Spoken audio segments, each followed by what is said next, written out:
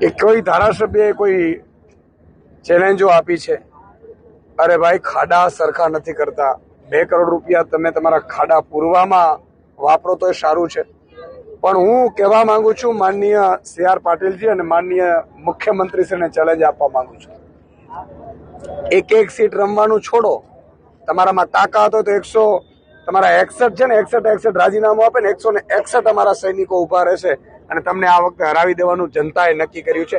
આવો મેદાનમાં વાતું કરો છો તમે ભ્રષ્ટાચારના રૂપિયા ભેગા કરીને, મોરાની શેની મોરાની વાતો થાય છે. પ્રજા ત્રાહિમામ પોકારી ગઈ છે. બ્રિજ નીચે ઉભતા અત્યારે ભાજપના કાર્યકર્તાઓને સંતાનો ડરે છે. મને ગઈકાલે હિંમતનગરમાં એક ભાજપનો નેતા મળવા આવ્યો, રડતો તો બિચારો. મેં કીધું શું થયું? મને કે સુદાનભાઈ અમારી ભૂલ થઈ ગઈ, અમને કમળના ફૂલને અમે મદદ કરી છે. આજે મને ચિંતા છે, મારી દીકરી ભણવા જાય છે ક્યાંક બ્રિજ નીચે, અમારા જ બનાવેલા બ્રિજ નીચે ઉભો છે, મને ચિંતા થાય છે ક્યારે એ ભોગ બની જશે અમારા ભ્રષ્ટાચારનો. એટલે હવે તમે બધા લડો, અમે તમારી સાથે છીએ. આખો માહોલ બદલાયો. તમે વિચાર કરો, 15 17 લોકોના મૃત્યુ થયા છે અને દુઃખની વાત એ છે કે મંત્રી કે મુખ્યમંત્રી ત્યાં ફરક્યા નથી. આપણે હેલિકોપ્ટર મુખ્યમંત્રીને ત્યાં શોભાના ગાંઠિયા માટે આપ્યો લાગે છે, ઉદઘાટનો માટે આપવા લાગે છે. એટલે મને ચિંતા એ વાતની છે કે આ લોકોને પ્રજાની પડી જ નથી. ચારે બાજુથી પ્રજા મોંઘવારીમાં પીડિત છે, બેરોજગારીમાં પીડિત છે. અત્યારે હું પેરિસ જેવા રસ્તામાંથી આવ્યો છું, મને એમ થયું કે અહીંયા પેરિસમાં આવી ગયો શું, એવું થયું મને. ખાડામાં યાર રસ્તા છે કે રસ્તામાં ખાડા છે ખબર નથી પડતી ને હાલી નીકળ્યા છે.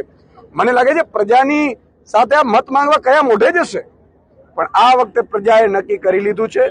બધે આખા ગુજરાતમાં એક જ વાત આવે છે કે વિસાવદરવાળી કરવી છે. તો કચ્છની જનતાને પણ મારી વિનંતી છે કે વિસાવદરવાળી કરજો. અહીંયા પણ અમારા મજબૂત આગેવાનો તમને આપીશું કે જે આગેવાનો તમારા માટે લડશે, તમારા માટે અવાજ ઉઠાવશે, તમારા માટે બોલશે અને તમારા માટે મરશે. ગોપાલભાઈના રાજીનામાની વાત જ નથી ભાઈ, હાલી નીકળ્યા છે. શું એક ગોપાલભાઈ જીત્યા એટલે આખી ભાજપ પાર્ટી જો ને અમે આમ કરી નાખ્યું તેમ કરી નાખ્યું. એટલે ભાઈ ગોપાલભાઈ વિસાવદરમાંથી જીત્યા છે. વિસાવદરની ચૂંટણી નથી. ચૂંટણી તમારે મોરબીની કરવાની હોય તો મોરબીના ધારાસભ્યને તમારે કહેવું જોઈએ. અને ચેલેન્જમાં હું વારે ફરો છો. અને હું તો એમ કહું છું જાહેરમાં ડિબેટ કરવા આવો. મુખ્યમંત્રીને કહું છું, CR પાટીલજીને કહું છું કે આવો ગુજરાતના વિઝન ઉપર કે 2027માં ગુજરાત કેવું હોવું જોઈએ, 5 વર્ષમાં ગુજરાત ક્યાં પ્રગતિ કરે, એમાં ખેડૂતો કેટલી પ્રગતિ કરે, બેરોજગારો કેટલી પ્રગતિ કરે, યુવાનો કેટલી પ્રગતિ કરે, આર્થિક સ્થિતિ કઈ રીતે ગુજરાતની સુધરે, ઉદ્યોગો કઈ રીતે પ્રગતિ કરે. આને તો ઘર ભરવા સિવાય પડી જ નથી. એટલે જુઓ તમે 2 કરોડ રૂપિયા ઓફરો આવે છે, 2 કરોડની કોઈ GST તપાસ તો કરે ઈડી વાળા, 2 કરોડ આવ્યા ક્યાંથી?